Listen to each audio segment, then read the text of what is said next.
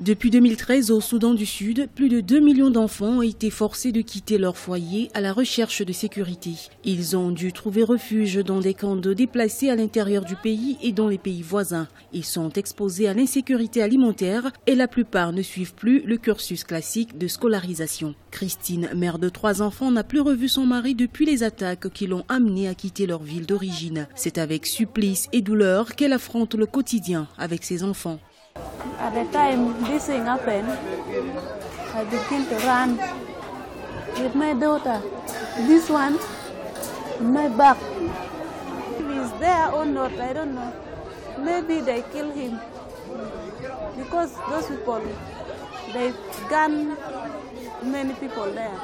Enceinte et déjà mère de 2 enfants, Christine Achan a quitté son foyer pour trouver refuge en Ouganda après une attaque sur la ville de Pajok. Elle a marché pendant 2 jours dans la brousse. En chemin, elle a donné naissance à son bébé à Gwesh Varsity, à la frontière de Ngomoromo. Aujourd'hui, c'est une mère brisée, fragile, qui rêve d'un avenir meilleur pour ses enfants. God even help me.